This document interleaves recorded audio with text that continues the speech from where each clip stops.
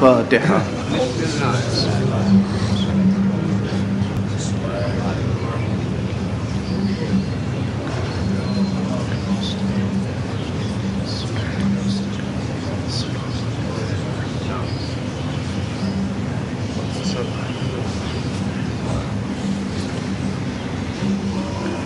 التماس ہے کہ ایک مرتبہ پھر سورہ حمد اور 3 مرتبہ سورہ اخلاص کی تلاوت فرما کے مرحوم سید علی متقی جعفری ابن احفاد حسین کی روح کو ایصال فرمائے.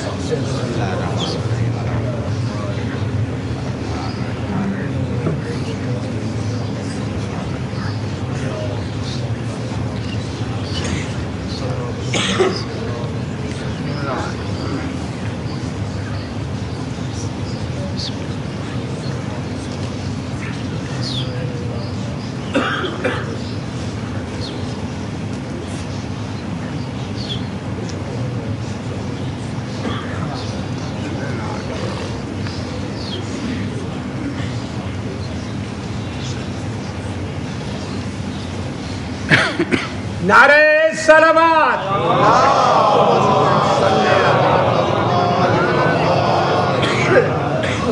اعوذ باللہ من الشیطان الرجیم. بسم اللہ الرحمن الرحیم. الحمد للہ رب العالمین والصلاة والسلام علی اشرف الخلائق اجمعین سیدنا و سید الاولین والآخرین حبیبنا و حبیب الہ العالمین ابی القاسم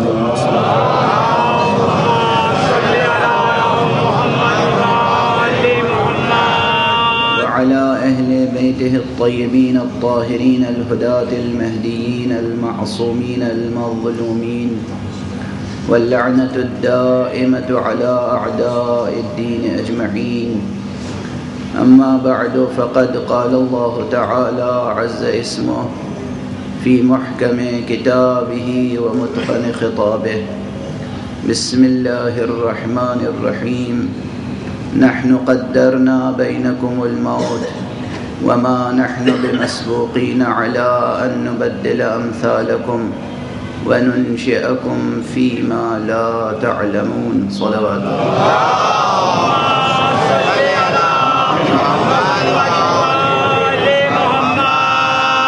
مرتبہ اور بلند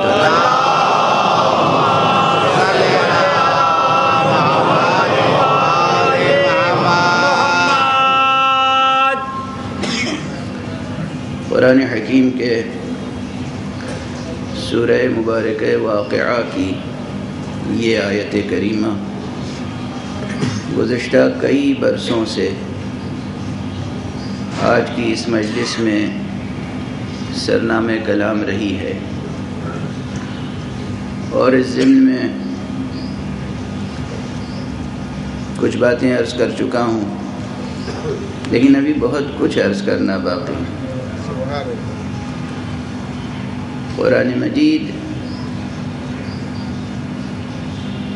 کتاب خدا ہے،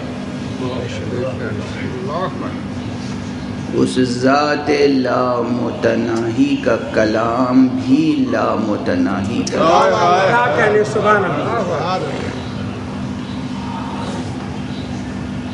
زندگی بھر کسی ایک آیت پر گفتگو کرتے رہیے تو بھی حق بیان ادا نہیں ہو سکتا، اور یہ کوئی شاعرانہ یا خطیبانہ مبالغہ نہیں ہے، یہ طالب علمانہ تجربہ ہے. مکتب وحی میں کوئی طالب علمی کر کے تو دیکھے. مکتب وحی و قرآن کی طالب علمی بڑا شرف ہے.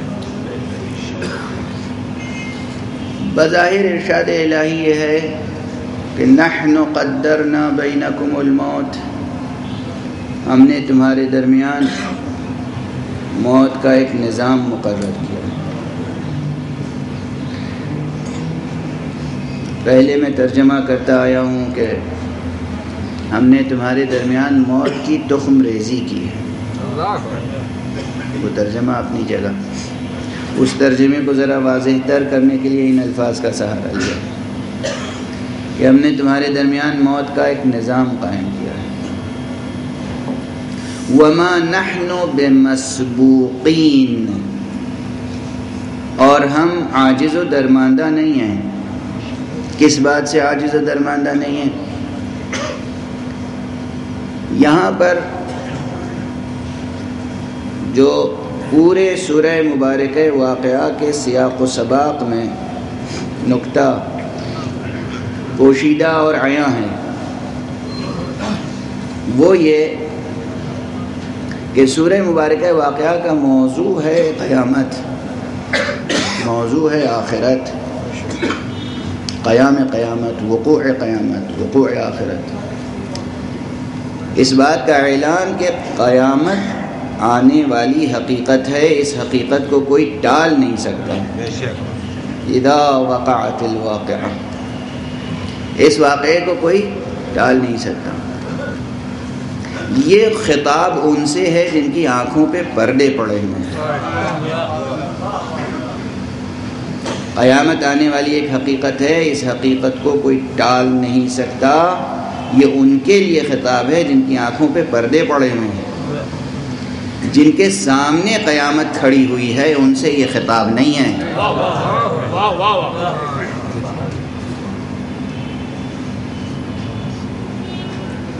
توجہ رہے کہ میں اس جملے میں کیا عرض کر گیا. بسم اللہ. ایسے بھی مومنین ہیں، ایسے بھی عارفین ہیں، ایسے بھی سائرین الی اللہ ہیں، ایسے بھی سالکان راہ خدا ہیں جن کے سامنے قیامت برپا ہے، ہوگی نہیں. ان کے لیے قیامت مستقبل کی حقیقت نہیں ہے، حال ہے. یہ خطاب ان سے ہے، مشرکین سے ہے، کافرین سے ہے، ملحدین سے ہے کہ قیامت آئے گی، اس کا انکار نہ کرو، یقین رکھو قیامت آئے گی، یقین رکھو قیامت آئے گی. ان سے خطاب ہے جن کے سامنے قیامت برپا نہیں ہے. ورنہ اہل اللہ کے لیے قیامت برپا ہے. بندگان خدا کے لیے، رجال اللہ کے لیے قیامت برپا ہے. قیامت آنے کا سوال نہیں ہے. قیامت ان کے لیے آئے گی جو غفلت میں ہیں، جو بیدار ہیں. ان کے لیے قیامت نہیں آئے گی. ان کی قیامت ان کے سامنے برپا ہے. کاش یہ مفہوم، یہ مطلب سمجھ لیا جائے. ان سے جن سے خطاب ہے جو غفلت میں ہیں، جو بیداری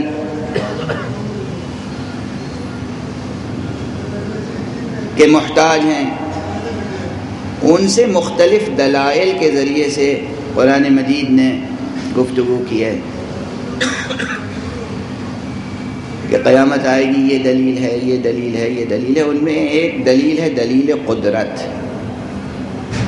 دلیل قدرت.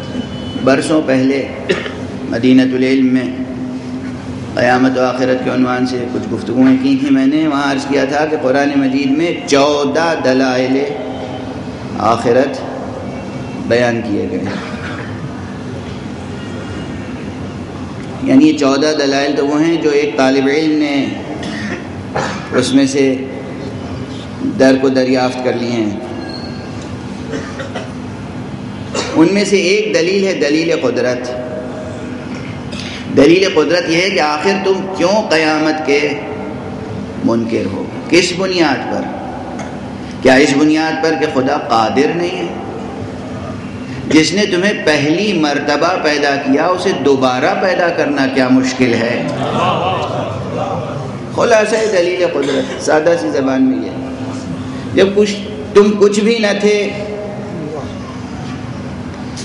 هل أتى على الإنسان حين من الدهر لم يكن شيئا مذكورا. تم قابل ذکر بھی نہ تھے، تم شے بھی نہ تھے. لفظ شے کا اطلاق صرف موجود پر ہوتا ہے، معدوم پہ نہیں ہوتا. لفظ معلوم کا اطلاق موجود و معلوم دونوں پہ ہو سکتا ہے. لیکن لفظ شے کا اطلاق صرف موجود پر ہوتا ہے.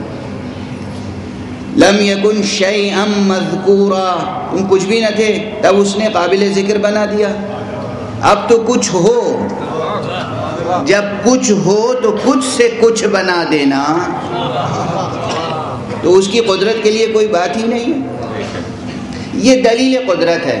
وہ دلیل قدرت یہاں نہفتہ ہے کہ وما نحن بمسبوقین، اور ہم عاجز و درماندہ نہیں ہیں، غیر قادر نہیں ہیں. وما نحن بمسبوقین کس بات پر؟ علی ان نبدل امثالکم، کہ ہم تمہاری صورتوں کو بدل دیں، تمہیں نیا وجود عطا کر دیں، نیا خلعت وجود عطا کر دیں. فلسفیانہ بحث کی جائے تو یہاں پہ یہ بحث ہوگی کہ نبدل امثالکم، یہ امثالکم سے مراد کیا ہے، ماہیت یا وجود؟ یہ الگ بحث. ابھی اس عنوان سے میں نے بحث نہیں کی ہے اس آیت کے ضمن میں گزشتہ برسوں سے اب تک. ہم تمہاری صورتوں کو بدل دیں، اس سے ہم عاجز و درماندہ نہیں ہیں.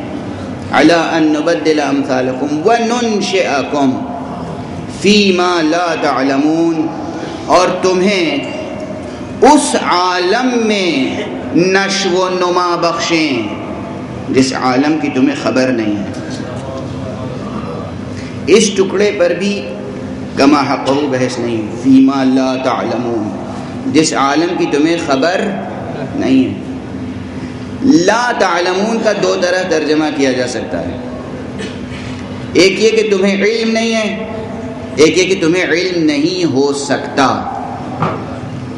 اہل زبان سے پوچھیے. اہل زبان دونوں طرح اس کا ترجمہ کر سکتے ہیں بآسانی. ایک یہ کہ تمہیں اس بات کا علم نہیں ہے، یعنی بالفعل ابھی اس وقت تمہیں علم نہیں ہے. لیکن یہ علم نہیں ہے، یہ قضیہ، یہ جملہ سلب نہیں کرتا اختیار کو، سکت کو، استعداد کو، صلاحیت کو. یہ نہیں کہا جا رہا ہے کہ تم علم حاصل کر بھی نہیں سکتے. تمہیں علم نہیں ہے مگر چاہو تو علم حاصل کر سکتے ہو. ایک یہ ہے کہ کہہ دیا جائے تم علم حاصل نہیں کر سکتے. یہاں سلب استعداد و صلاحیت ہے، تمہارے اندر یہ صلاحیت ہی نہیں ہے کہ تم اس عالم کا علم حاصل کر سکو. یہ بحث الگ ہے کہ یہ اس میں کون سا مفہوم یہاں پنہا اور پوشیدہ ہے. لیکن ایک بات حقیقت ہے کہ اگر انسان کو سامنے رکھیں تو انسان کے اندر، یہ جملہ بہت بار کہہ چکا ہوں اور ایک تنام میں نہیں، تمام کتابوں میں، منطق کی کتابوں میں، حکمت کی کتابوں میں، جو لوگ بھی حکیمانہ گفتگو کرتے ہیں ان کے ہاں یہ بات آپ کو مل جائے گی. ہم تو ان کی گفتگوؤں کے خوشچی ہیں.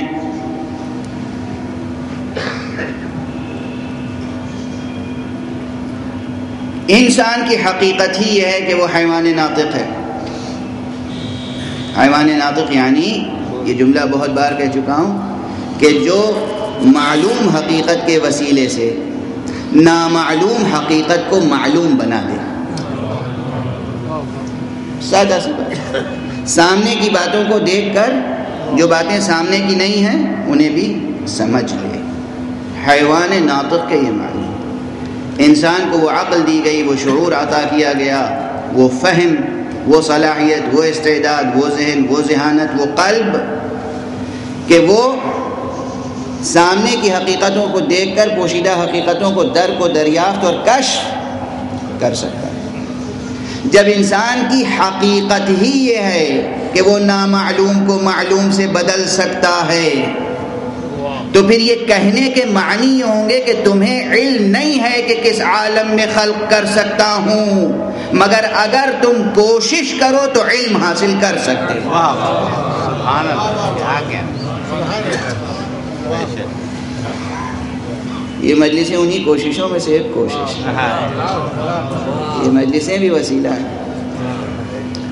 یہ مجلسیں بہت سی نامعلوم حقیقتوں کو ہمارے لیے معلوم حقیقت بنا دیتی ہیں. مکتب اہل بیت، مکتب قرآن، مکتب مصطفیٰ، مکتب مرتضیٰ، مکتب حسین، مکتب شہید کربلا، بہت سی نامعلوم حقیقتوں کو معلوم حقیقت میں بدل دیتا ہے. بہرحال یہ آیت مسلسل آپ کے سامنے گزارش کرتا رہا ہوں جس کا یہ ظاہری ترجمہ ہے. اگر ایک جملہ ابھی چند روز قبل لندن میں ایک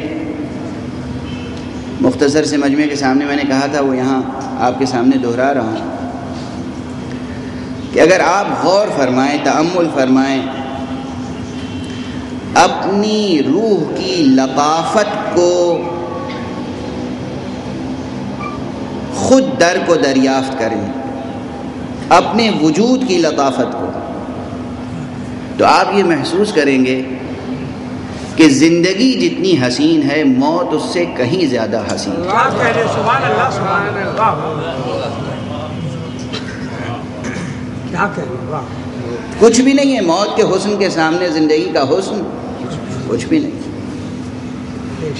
زندگی میں جتنی جاذبیت ہے موت اس سے کہیں زیادہ جذاب ہے۔ اگر ایسا نہ ہوتا، اگر موت زندگی سے زیادہ حسین نہ ہوتی تو نظم قدرت اس طرح نہ ہوتا کہ زندگی پہلے آتی ہے موت بعد میں آتی ہے۔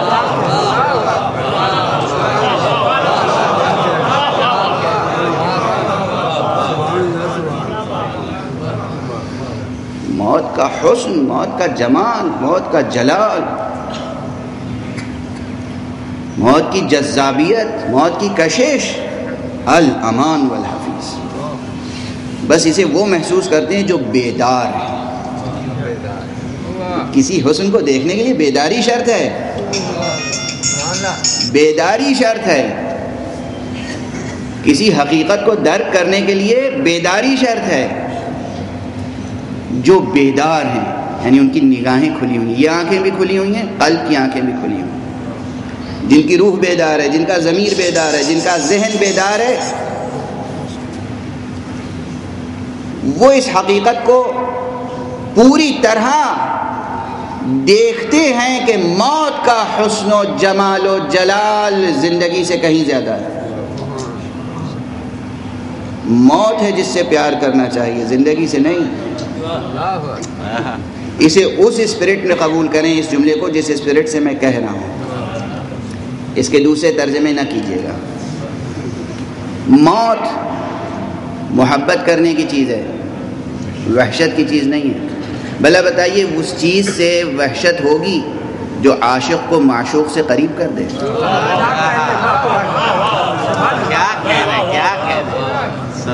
جو محب کو محبوب سے ملا دے، جو وسیلہ وصال ہو، اس سے کسی کو وحشت ہو سکتی ہے؟ یہ موت ہے، یہ موت ہے جو ہمیں معشوق حقیقی سے نزدیک کر دیتی ہے۔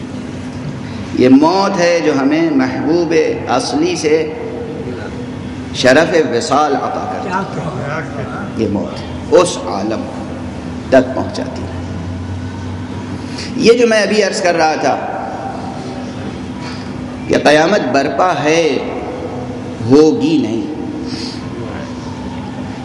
یہ حقیقت، یہ موضوع، یہ مضمون شاید عام طور پر زیر بحث آتا نہیں ہے، اس لیے کہ ان موضوعات کے مشتری نہیں ہیں، ان موضوعات پر غور کرنے والے نہیں ہیں۔ قیامت برپا ہے، قیامت برپا ہوگی نہیں، قیامت برپا ہے۔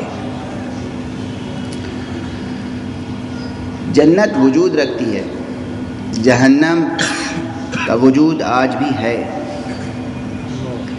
ہم اور آپ جو عمل انجام دیتے ہیں، جو کچھ انجام دے رہے ہیں، ہم عامل بہشت ہیں، ہم خود عامل جہنم۔ میں جو گفتگو کر رہا ہوں کچھ خلق کر رہا ہوں، آپ جو سماعت فرما رہے ہیں کچھ تخلیق کر رہے ہیں۔ بے شک جو کچھ ہم انجام دیتے ہیں، یہ عمل ہمارا جو بھی امر وجودی ہے، ایک لفظ زبان سے ایک لفظ ادا کیا، چشم ابرو سے ایک اشارہ کیا، قلم سے آپ نے کچھ لکھا، کچھ سوچا، جو کچھ ہم کر رہے ہیں، جہاں بھی حرکت ہے اس کے نتیجے میں کچھ وجود میں آ رہی ہے چیز۔ یہ جو وجود میں آ رہی ہے وہ کیا چیز ہے، ماہیت کیا ہے اس کی؟ خیر ہے تو بہشت ہے، شر ہے تو جہنم۔ واہ واہ واہ واہ، کیا بات ہے۔ سبحان اللہ. خیر ہے بہشت، بہشت ہے. واہ. شر ہے جہنم. کیا کہنا ہے. تخلیق سے پہلے سوچئے کہ کیا تخلیق کر رہے ہیں.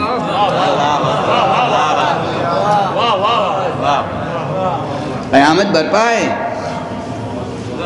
قیامت برپا ہے، اور ہم اور آپ اس میں اپنا کنٹریبیوشن کر رہے ہیں. کام کرنے کے بعد نہ کہیے پروردگار مجھے جنت میں بھیج دے، پروردگار میرے گناہ معاف فرما دے. کام کرنے سے پہلے سوچئے کہ جو اینٹ رکھ رہے ہیں وہ کس طرف رکھ رہے ہیں، کون سی دیوار بلند کر رہے ہیں، کون سی بنیاد بھر رہے ہیں، کون سی عمارت اونچی کر رہے ہیں. جنت میں گھر بنا رہے ہیں یا دوزخ میں گھر بنا رہے ہیں. اپنی بنائی ہوئی عمارت کو پھر آپ نہیں ڈھا سکیں گے.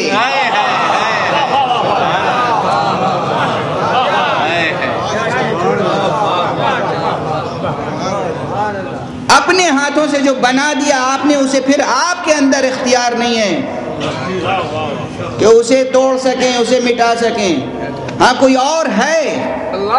باب توبہ اسی لیے ہے، باب استغفار اسی لیے ہے، باب انابت اسی لیے ہے. اگر غلط عمارت کھڑی کر دی، وہ اپنی قدرت سے اور لطف سے چاہے تو اس عمارت کو توڑ سکتا ہے، اس کے نام و نشان کو مٹا سکتا ہے، مگر ہم میں قدرت نہیں ہے.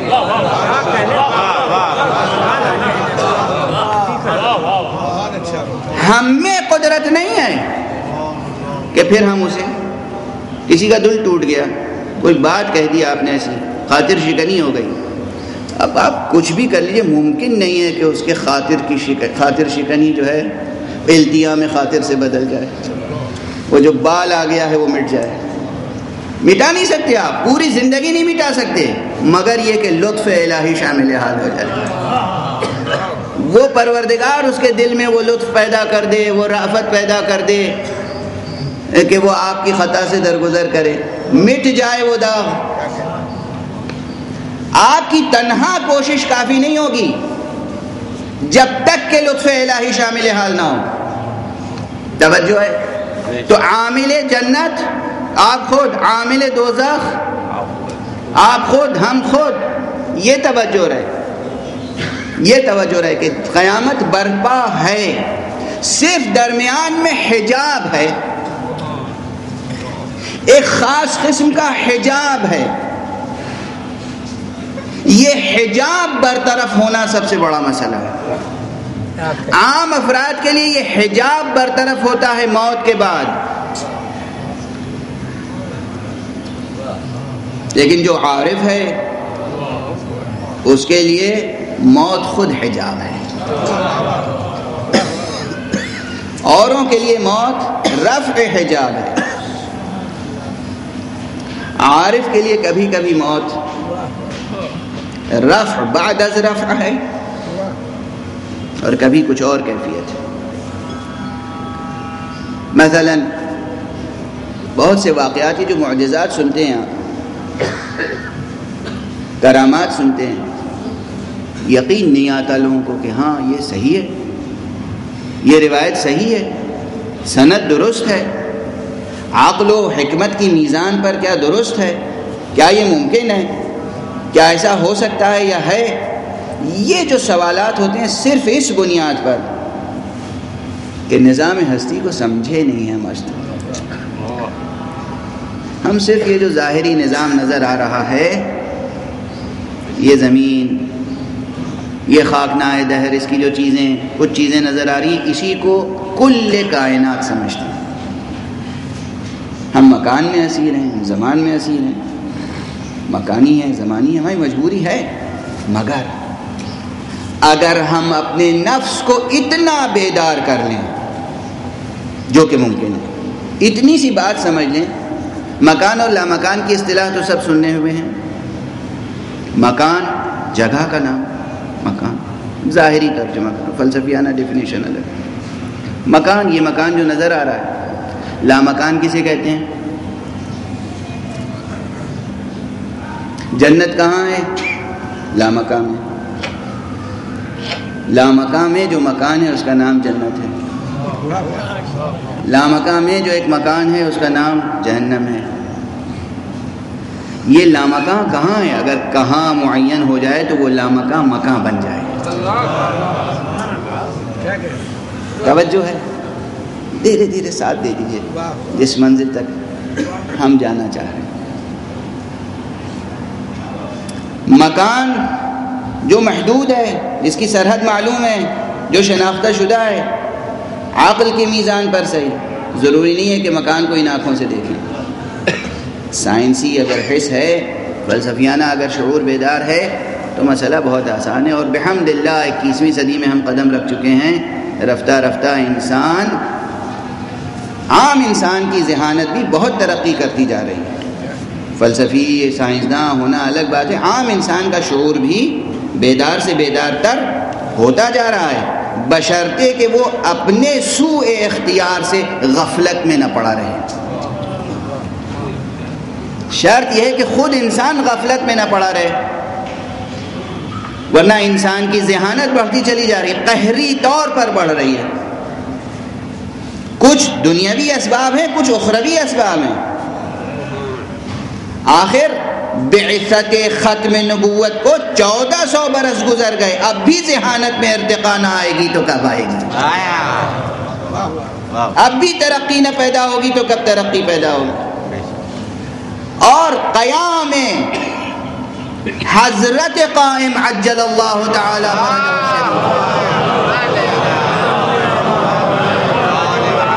نزدیک سے نزدیک تر ہوتا جا رہا ہے. اب بھی اگر شعور بیدار نہ ہوگا تو کب بیدار ہوگا؟ غافلوں کے درمیان پروردگار نہیں بھیجے گا حضرت قائم کو. ایسے بیدار افراد ہونے چاہیے جو اس دل بند مصطفیٰ کی قدر کر سکیں، اس پہ جان نثار کر سکیں، اس کی بیعت کر سکیں. تب آپ کا ظہور ہوگا. بعثت کو زمانہ گزر گیا، ظہور کا زمانہ قریب ہے. اس لیے قہری طور پر لطف الہی ہے، لطف قہری یہ ہے کہ انسان، عام انسان بھی شعور اس کا بیدار سے بیدار تر ہوتا جا رہا ہے، بشرطے کہ انسان خود غفلت میں مبتلا نہ رہے. بہت سے لوگ جاگتے رہتے ہیں مگر آنکھ بند کر کے بستر پہ پڑے رہتے ہیں. آواز دینے والے دیتے رہیں، نہیں اٹھنا چاہتے. بہت مشہور آپ حضرات کے ذہنوں میں اشعار ہوں گے، فارسی کا بہت مشہور شعر ہے کہ آپ جو شخص سو رہا ہو اسے بیدار کر سکتے ہیں. جو سو رہا ہو اسے جگا سکتے ہیں آپ، اور جو جاگتے ہوئے سو رہا ہو کوئی طاقت نہیں جگا سکتی. اس نے طے کر لیا ہے کہ ہمیں جاگنا نہیں ہے. وہ جاگ رہا ہے، آپ کی آواز سن رہا ہے مگر آواز پہ آواز نہیں دے رہا. وہ الگ قسم ہے محروموں کی، وہ محروموں کی قسمت الگ ہے. وہ محروم ہیں، وہ امت مرحوم میں شامل نہیں ہے. امت مرحومہ میں شامل نہیں، محروم ہے، محروم قسمت، محروم ابدی، محروم ازلی. لیکن عام طور پر انسان بیدار سے بیدار تر ہوتا جا رہا ہے. اس لیے یہ بحث چھیڑنے کا دل چاہا آج کہ ہماری آپ کی زندگی بھی اس موضوع سے جڑی ہوئی ہے، اور معصومین علیہم الصلاۃ والسلام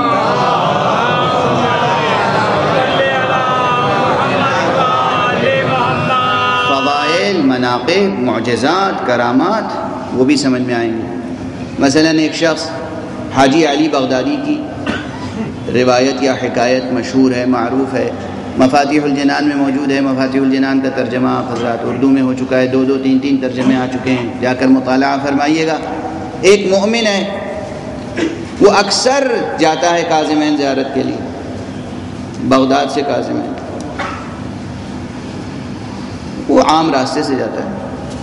ایک مرتبہ راستے میں کوئی اور مل گیا، اور اب جو ساتھ چلے تو دیکھا نہ وہ راستہ ہے نہ کچھ.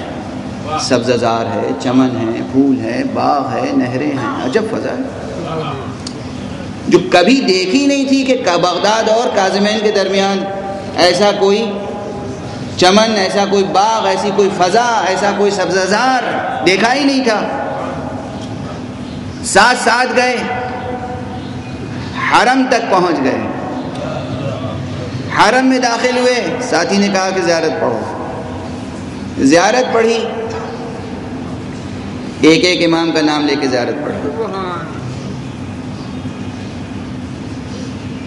اور ہر امام کے نام پر وہ خاموش رہے، اور جب امام آخر کا نام لے کر سلام کیا تو کہا وعلیک السلام۔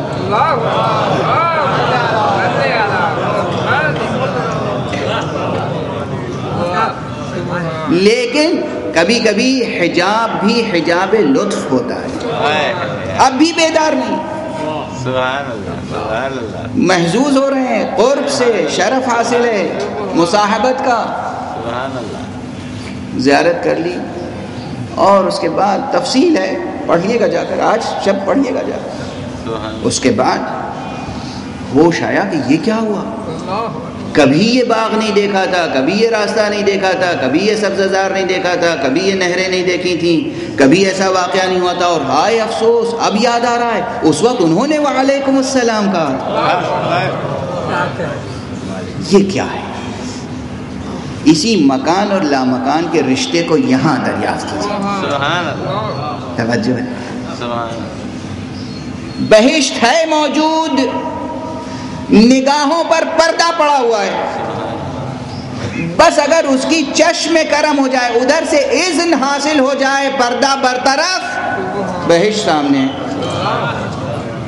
ادھر سے اذن حاصل ہو جائے انسان کی عبرت کے لیے جہنم سامنے۔ اس لیے کہ مکان و لامکان میں اس طرح کا فاصلہ تھوڑی ہے کہ جیسے دہلی اور کراچی میں فاصلہ ہے،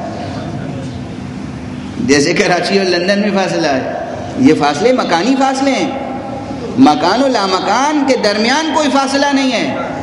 توجہ ہے، صرف حجاب کے برطرف ہونے کی بات ہے، حجاب برطرف ہوگا صرف اور صرف اذن الہی سے، صرف اذن الہی۔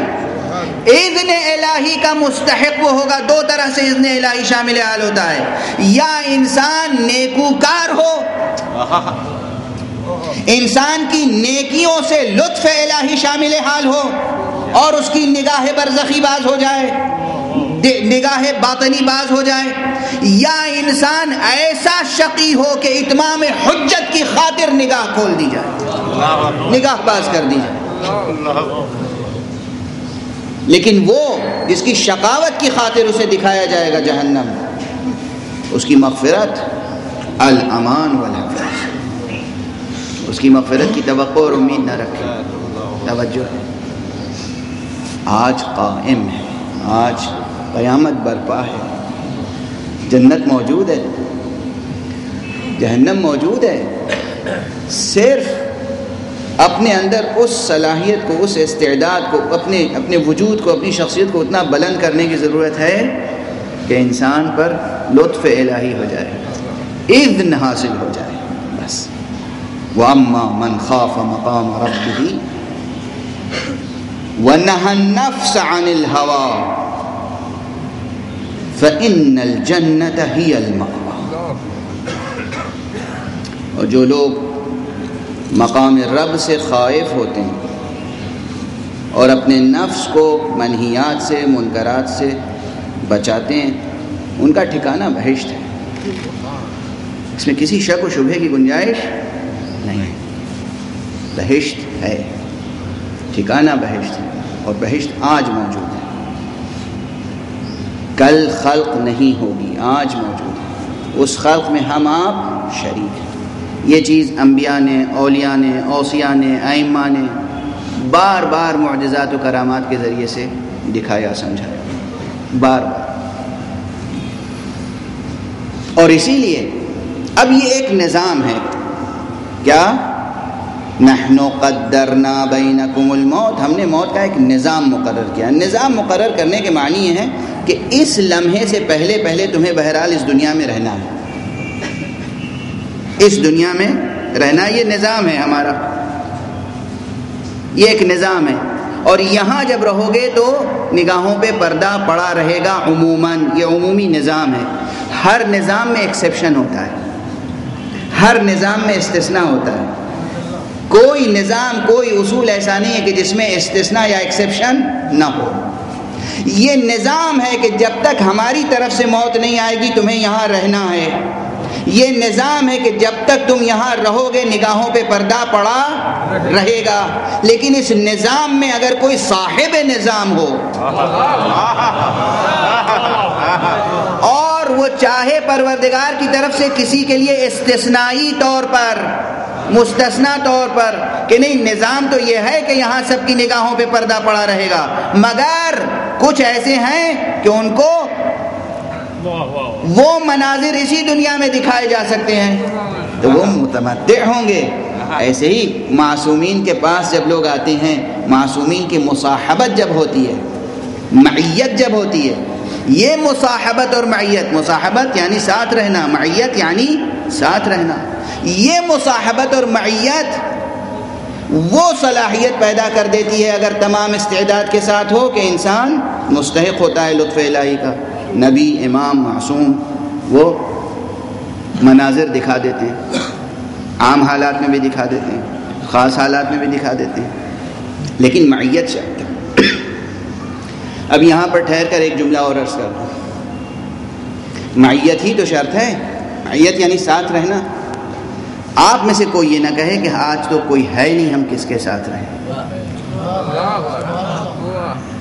جتنے لوگ سن رہے ہیں آپ میں سے کسی کو حق حاصل نہیں کہ یہ کہیں آج ہم کس کے ساتھ رہیں. امام زمانہ کا وجود ہے.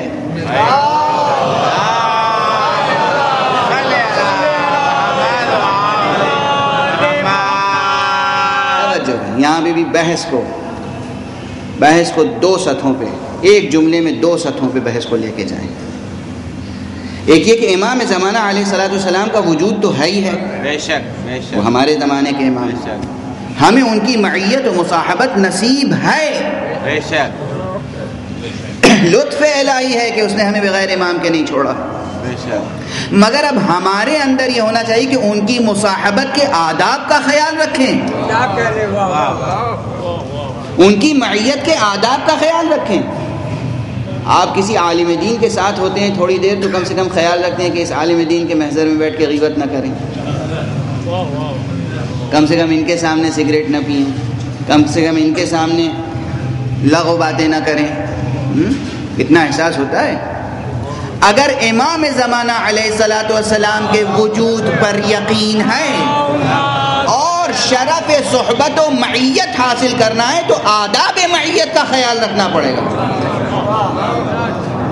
آداب معیت, ان آداب معیت میں یہی شریعت کے احکام پہ عمل ہے. میں نے کہیں عرض کیا تھا, پھر یاد دلا دوں کہ محمد رسول اللہ,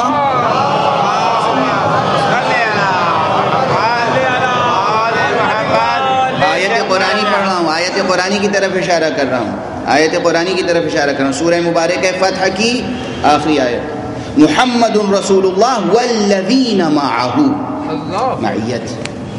محمد رسول اللہ اور وہ لوگ جو ان کے ساتھ معیت, والذین معہ. یہ معیت ختم تھوڑی ہو گئی. امام زمانہ علیہ السلام کی معیت اپنی جگہ, خود حضور کی معیت ختم نہیں ہوئی ہے, وہ سلسلہ ختم نہیں ہوا ہے. سورہ مبارکہ مزمل اس کی آخری آیت, معیت کا راستہ کھلا ہوا ہے. جو لوگ نماز شب پڑھنے کے عادی ہیں وہ معیت مصطفیٰ کا شرف پائیں گے. سورہ مزمل آیت قرآنی, معیت کا, مصاحبت کا راستہ کھلا ہوا ہے. معصوم کی معیت میں کوئی آ جائے, معصوم کی مصاحبت میں کوئی آ جائے, چشم برزخی باز ہو جائے گی, وہ صلاحیت, وہ بلندی نصیب ہو جائے گی. آداب معیت میں کہیں کمی رہ جاتی, غفلت ہو جاتی. آداب معیت بس آج کی گفتگو میں وقت میں گنجائش نہیں ہوتی ہے عموماً, اس لیے گفتگو کو تیزی سے آگے بڑھانے کی ضرورت پیش آ جاتی ہے.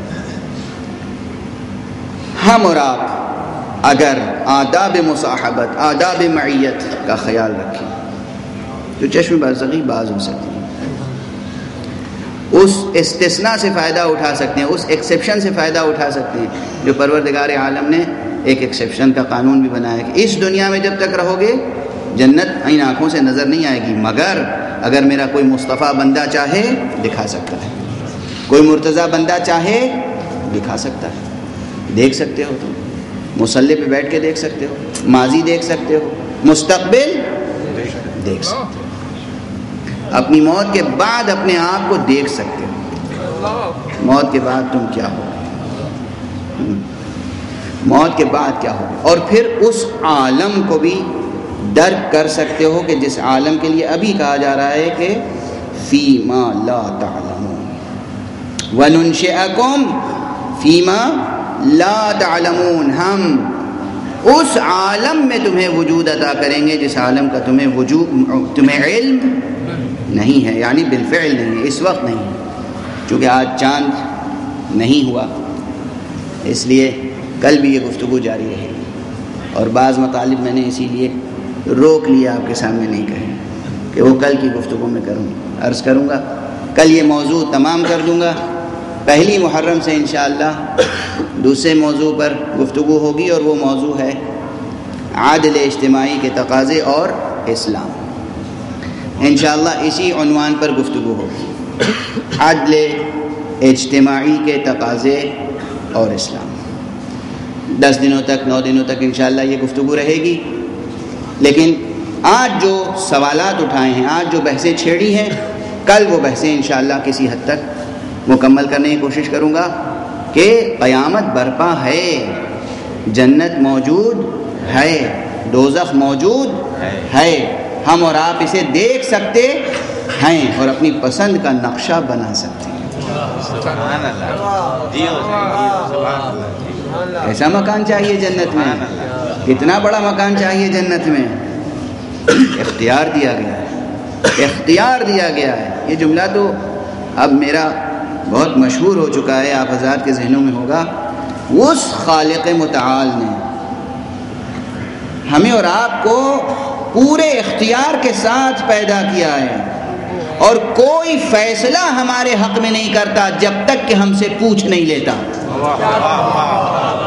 کیا کہنے، کیا کہنے، سبحان اللہ۔ اسی لیے جب رائے دینے کا وقت ہو تو خاموش نہ رہیں، بیدار رہیں۔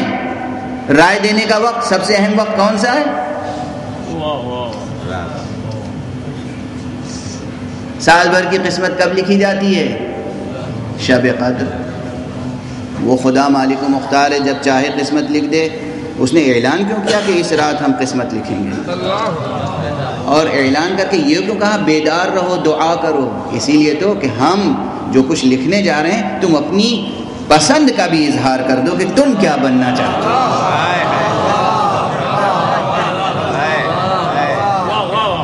توجہ ہے؟ تم کیا بننا چاہتے ہو؟ آج ہم کچھ لکھنے جا رہے ہیں، سال بھر کا نظام، غافل نہ سونا، بتا دے رہے ہیں، سونا نہیں، اپنی رائے بتاؤ، اپنی پسند بتاؤ۔ اور پھر اس سے آگے ایک جملہ اس وقت عرض کر رہا ہوں جو اس سے پہلے نہیں کہا تھا۔ شب قدر سال میں ایک شب ضرور ہے، مگر اس کے بعد اگر کوئی اپنے فیصلے پہ نظر ثانی کرنا چاہے تو کل یوم ہوا فی شان، یہ بھی آیت قرآن میں موجود ہے۔ ہر روز اس کی نئی شان ہوتی ہے، جب چاہو خدا سے دعا کرو۔ بند نہیں کر دیا گیا دروازہ، ہر سحر تمہارے لیے کھلی ہوئی ہے، ہر شب تمہارے لیے کھلی ہوئی ہے، اپنی رائے کا اظہار کرو۔ کیا بننا چاہتے ہو بتاؤ، کیا بننا چاہتے ہو؟ جو بننا چاہتے ہو وہ عاجز نہیں ہے، قادر متعال ہے، سب کچھ بنا سکتا ہے۔ جو بننا چاہو بنا سکتے ہو، کسی نسل کی قید نہیں ہے، کسی خاندان کی قید نہیں ہے، کسی علاقے کی قید نہیں ہے۔ ایک عجیب و غریب بات کہہ رہا ہوں، نئی بات نہیں ہے، مگر جس سے آپ کو سباق میں عرض کر رہا ہوں، کسی خاندان کی، کسی علاقے کی، کسی نسل کی، کسی رنگ کی قید نہیں ہے۔ اگر تم بنی ہاشم میں سے نہیں ہو، اولاد رسول میں سے نہیں ہو، تب بھی سلمان و منا اہل البیت، اس کے کیا معنی ہے؟ کہاں کا سلمان، کہاں کے شامل اہل بیت ہو گیا؟ پسند کا اظہار، کوشش، سعی، جد و جہد، قد و کاوش، شرف اہلیت نصیب ہو گیا. اور پھر یہ سلمان بھی وہ ہوئے. سلمان کے معجزات و کرامات اگر آپ دیکھیں، سلمان وہ تھے کہ جن کی چشم برزخی باسی، وہ دیکھتے تھے جنت کہاں ہے جہنم، وہ دیکھتے تھے کون جنت میں ہے کون جہنم میں ہے. حب خدا، حب رسول، حب اہل بیت سے جو لوگ سرشار ہیں وہ یہ سمجھیں کہ وہ بہشت میں ہیں. ارے ہم دیکھ رہے ہیں کہ کون بہشت میں ہے کون دوزخ میں ہے، مگر عجب لوگ ہیں کہ انہیں احساس نہیں. بس گفتگو ختم کر دی. باب فضائل میں نے صرف ایک حکایت کا حوالہ دیا جو امام زمانہ علیہ الصلوۃ والسلام سے متعلق ہے.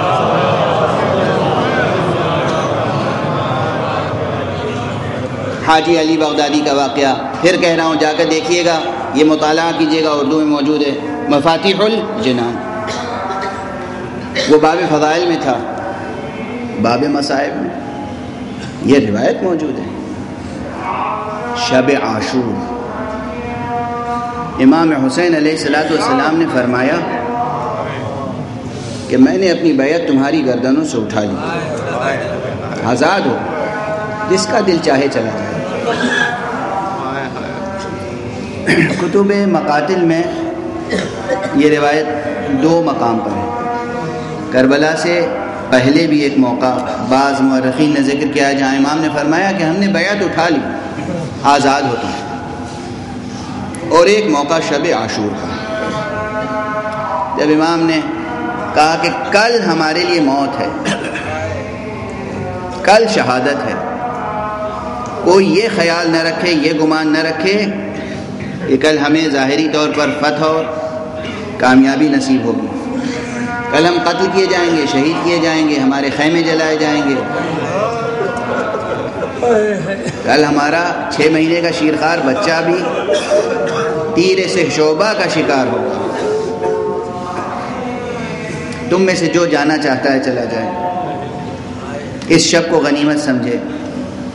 جب کوئی نہیں گیا، سب نے فداکاری کا عہد اور پیمان باندھا، اپنے جذبے کا اظہار کیا. تو ہم نے کہا اچھا جب تمہارا یہ عزم ہے، یہ عہد ہے، تو پھر تم اپنے مراتب دیکھنا چاہتے ہو. ابھی شہید نہیں ہوئے ہیں، ابھی قتل نہیں ہوئے ہیں، ابھی لاشیں پامال نہیں ہوئے ہیں، مگر سب کو بہشت میں ان کے درجات دکھا دیے. یہ روایت ہے، درست روایت ہے، اس میں کسی شک و شبہے کی گنجائش نہیں، یہ درست روایت ہے. اور بس جن کی آنکھیں کھلی ہوئی وہ دیکھتے ہیں کہ مجلسوں میں فاطمہ زہرا تشریف لاتی ہے.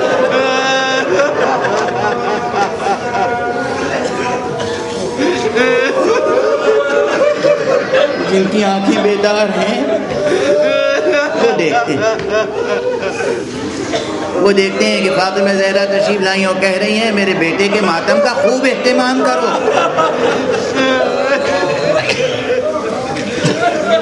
علامہ شیخ عباس قمی نے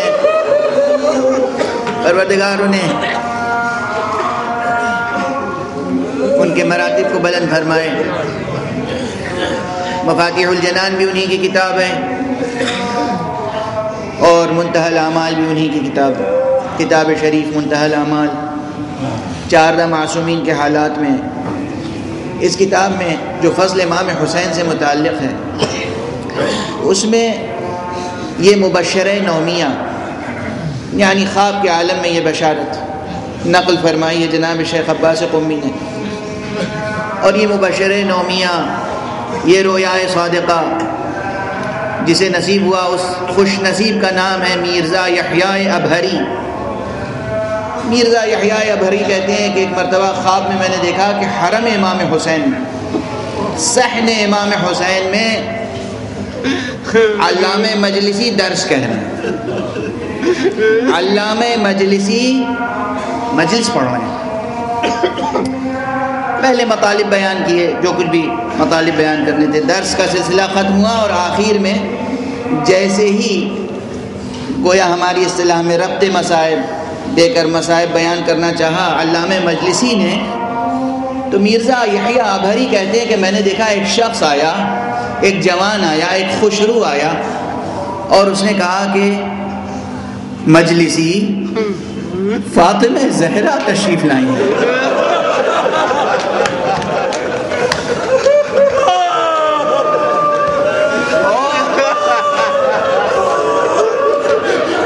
وہ فرما رہی ہیں کہ میرے بیٹے حسین کی رخصت کا منظر پڑھو۔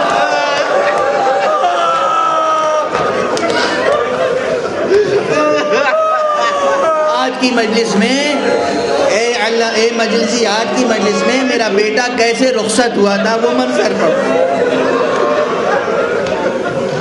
اور اسی میں یہ جملہ بھی ہے کہ میرے اولیاء سے، میرے چاہنے والوں سے، میرے شیعوں سے یہ کہو کہ میرے بیٹے حسین کی مجلس عزا کا خوب اہتمام کرو۔ خوش قسمت جو اہتمام عزا کرتے ہیں، خدا آپ کی عزاداریوں کو قبول فرمائے۔ جن لوگوں نے سلسلہ عزا قائم کیا ہے ان کے درجات کو بلند فرمائے۔ پروردگار مرحوم سید علی متقی جعفری ابن احفاد حسین کی روح کو شاد فرمائے، ان کے خاندان اور نسل کے افراد میں یہ روایت عزا برقرار رہے، تمام مؤمنین و مؤمنات اس مکتب عزا سے فائدہ اٹھاتے رہے۔ پروردگار ہمیں یہ آنکھیں عطا فرمائی ہیں تو انہیں ہمیشہ غم حسین میں اشک باری کی توفیق عطا فرمائی۔ پروردگار ہمیں قوت ذکر عطا فرمائی ہے تو یہ قوت ہمیشہ ذکر مولا میں صرف ہو۔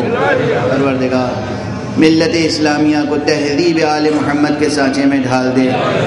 معبود پروردگار وارث حسین کو اذن ظہور عطا فرمائے اور ان کے ہاتھوں سے اپنی رأفت و رحمت و عدالت کا پرچم لہرائے۔